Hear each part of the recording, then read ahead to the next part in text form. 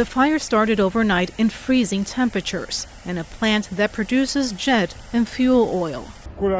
Ukrainian media reported the fire erupted after a drone strike carried out by Ukraine's Secret Service. The explosion, analysts say, may pose a logistical and economic setback for Russia, which also exports fuel from that gas terminal. It could also lead to an escalation.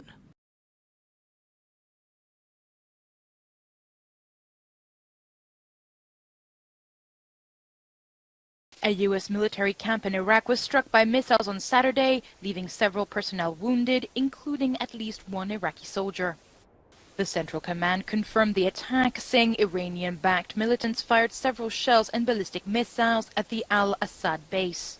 It added that the station's defense systems intercepted most of the rockets. The attack came just days after Iran's Islamic Revolutionary Guard Corps fired missiles in the northern Iraqi city of Erbil.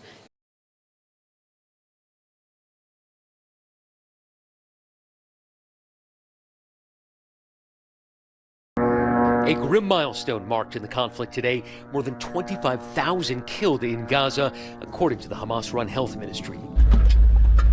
As the Israeli military continues its campaign against Hamas, it says it's also focused on finding the hostages. Israel believes many of them are hidden in tunnels hollowed out beneath middle-class neighborhoods like this.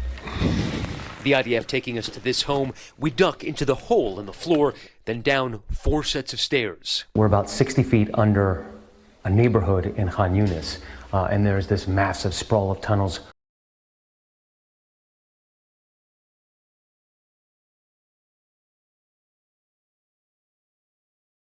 Shattered storefronts and broken glass.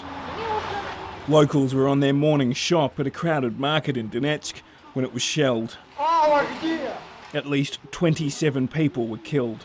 Moscow has called it a barbaric act of terrorism by Ukraine and accused the West of complicity.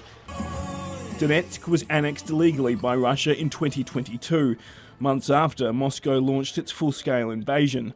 The Ukrainian military has been trying to win it back.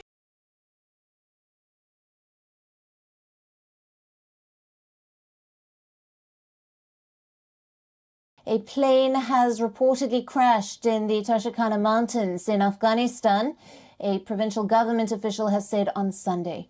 The aircraft crashed in Badakhshan province, which borders China. The exact site of the accident is currently unknown.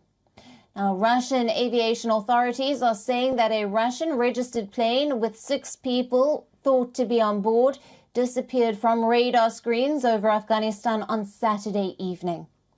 As per news agency Reuters, the plane was a French-made Dassault Falcon 10 jet. The plane was a charter flight traveling from India via Uzbekistan to Moscow.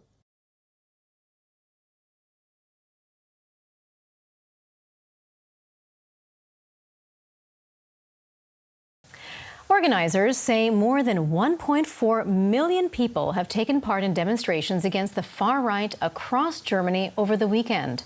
In Munich, the rally had to be cut short because of overcrowding. The protests were announced at more than 100 locations nationwide. Here in Berlin, thousands of people demonstrated outside the parliament. The outrage follows reports that members of the Alternative for Germany party had a meeting with far-right extremists to discuss plans for mass deportation of migrants and citizens with foreign roots.